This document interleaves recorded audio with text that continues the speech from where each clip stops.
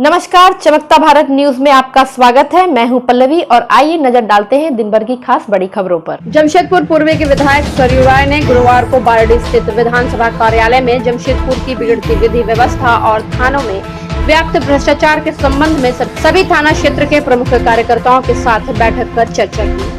बैठक में मंडल अध्यक्ष ने अपने मंडल अंतर्गत घटित हुई अपराध की घटनाओं की जानकारी दी, जिसमें मुख्य चोरी, छिनताई, लूट, अड्डाबाजी, नशाखोरी सहित अन्य संगीन अपराध शामिल हैं। मंडल अध्यक्ष ने बताया कि घटनाओं के बारे में थाना को सूचित करने के बाद भी कोई ठोस कार्रवाई नहीं होती है, केवल शिकायत के आधार पर थाना पूर्ति कर दी जाती है। विधायक सरयू राय ने कहा कि जमशेदपुर में पिछले कई दिनों से पुलिस के रवैये और प्रशासनिक कार्रवाई में कमी की बात सामने आ रही है, इसलिए यह बैठक बुलानी पड़ी। जमशेदपुर शहर में देखा गया है कि एक ही तरह का अपराध बार बार होता है, लेकिन पुलिस अपराधियों को पकड़ने में सक्रिय होकर कार्य नहीं करती है।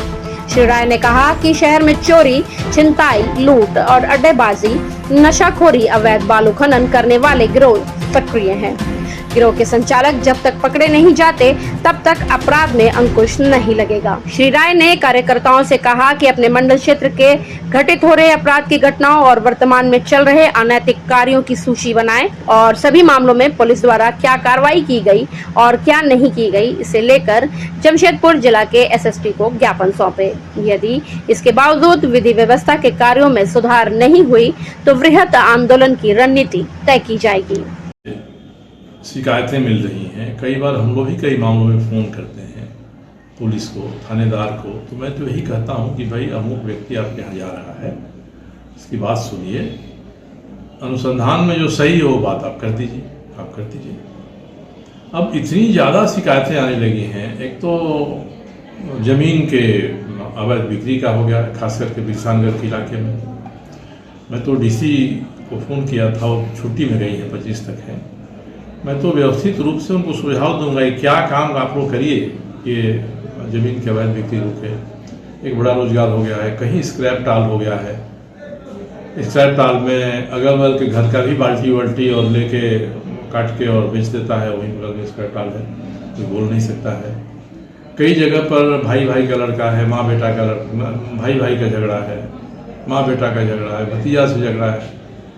उस झगड़े को लेकर एक आदमी की मारपीट हो गई, सिर फूट गया, वो थाना जाता है तो थाना दूसरे को भी बुला लेता है और उसे भी केस करवा देता है। फिर जब ज़बरदस्ती वो समझौता करता है। तो 1 दर्जन से अधिक तो मेरा व्यक्तिगत प्रत्यक्ष अनुभव है। मैंने किसी ज़मीन के बारे में बताया कि कब्जा होगा, लिखकर भी दिया है मैंने, रुका नहीं, अंत में कब्जा हो ही गया। बालू घाट से अवैध बालू निकासी की बात मैं कितना दिन से कर रहा हूँ। परसों मैंने कड़े शब्द में माइनिंग अफसर से कहा, थानेदार ने कहा कि हम कार्रवाई कर रहे हैं। तो क्या होगा, इस तरह से शासन चलता रहेगा। दूसरे सबसे अधिक शिकायत आ रही है थाने में जो बड़ा बाबू का ड्राइवर है और उनका बॉडीगार्ड है, जो लोग हैं, ये सबके सब लोग पूरे थाना क्षेत्र में जासूसी करके और ऐसा अपराधी गिरोहों का पता करते हैं, उनके पक्ष में थाना में लॉबी करते हैं। अपराधी दूसरे को प्रताड़ित करता है, प्रताड़ित करने वाला आएगा साहब तो उसकी सुनवाई नहीं होगी। तो मुझे तो लगता है कि जो थानेदार बहुत दिन से जमशेदपुर में रह गए उनको आप आसपास में भेज दीजिए, बगल के जिला में भेजिए, यहाँ होनी चाहिए ये बात। दूसरा कि जो एसपी हैं, सीनियर एसपी हैं, उनको तो रात में थानों का दौरा करना चाहिए। अब देखिए साहब किस थाने ने आज की डायरी लिखी है कि नहीं लिखी है, किसमें कितना सना है, कितना एफआईआर है। तो ये सब चीज़ें नहीं होती हैं तो जो थाना के लोग मनबड़ू हो जाते हैं और इतनी शिकायतें आ रही हैं। सभ्य समाज में एक दहशत हो गई है चोरी की, छिनतई की, अड्डेबाजी की। दिन में सरे शाम साहब छिनतई हो जा रही है, इतने सीसीटीवी लगे हुए हैं। और कहिए, मैंने तो सवाल किया था विधानसभा में नशा के बारे, नशीली दवाओं की बिक्री के बारे।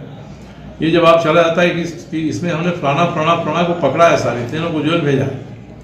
इसलिए पुलिस की पीठ थपथपाई जानी चाहिए। आपने जितने को पकड़ा उससे लगाम तो लगनी चाहिए थी, मगर गलत काम पर, नशाखोरी में, अड्डेबाजी में, छिनतई में, उस पर लगाम तो नहीं लग रही है। तो 10, 20, 50, 100 को पकड़ लीजिए, उससे क्या मतलब है। आपका काम ऐसा माहौल पैदा करना है कि लोग सुख चैन से जिए रहें। ये स्थिति है। और जो लोग बहुत दिनों से मैं देखता हूँ कि यहाँ राजनीतिक कारण से किसी कारण से बड़ी महत्वपूर्ण हो गए हैं, उनकी दलाली थाने में चल रही है। इसलिए हमारे साथ जो काम करने वाले मैंने उनको भी कहा है ये होगा तब तो मैं इसमें आपको संरक्षण नहीं दूंगा। मैं तो थानेदारों को भी कहता हूँ कि हमारे नज़दीक रहने वाला कोई व्यक्ति आपको कोई गलत काम करने के लिए कहता है तो आप सीधे हमको बताइए, साहब फलाना आदमी आपका आया है। अगर आप हमारे किसी साथ काम करने वाले को अपना एजेंट बना लीजिएगा और पूरे थाना इलाके में उसका उपयोग करिएगा, ये तो ठीक नहीं है। हम केवल थाना पर ही आरोप नहीं लगाते हैं, बल्कि राजनीतिक दल के लोग हैं। एक तो पीस कमेटियां हैं, एक पीस कमेटियां ये थाने में अपराध बढ़ने का बड़ा कारण हो गई हैं। थानेदार अपने से पीस कमेटी बना देते हैं। सब पीस कमेटी में जो है जरा एक बार उनकी तो शिनाख्त करें डीसी और एसपी। ये बातें होंगी तब थोड़ा लगाम लगेगा। माहौल बनना चाहिए कि भाई हम कोई गलत काम करेंगे तो पकड़े जाएंगे। उल्टा ही हो गया है, हम गलत काम करेंगे थाने में सेटिंग करेंगे छूट जाएंगे।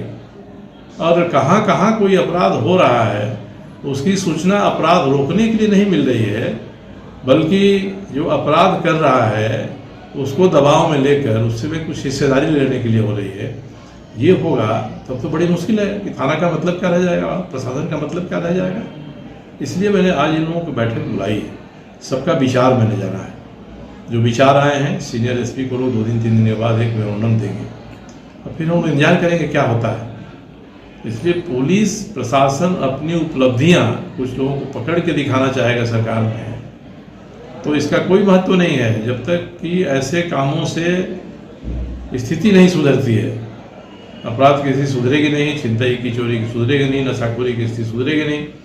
और आप साहब कहिएगा कि हम इतने लोगों को पकड़ लिए हैं, इतने लोगों को पकड़े हम तो कार्रवाई कर रहे हैं। तो ये माहौल बना है ना, इस माहौल को बदलना है। हम केवल अपने ही चुनाव क्षेत्र की बात नहीं कर रहे हैं, पूर्वी पश्चिमी जूसलाई सबके लोग आए थे। हाँ, मैं सभी जगह के लिए बात कर रहा हूँ।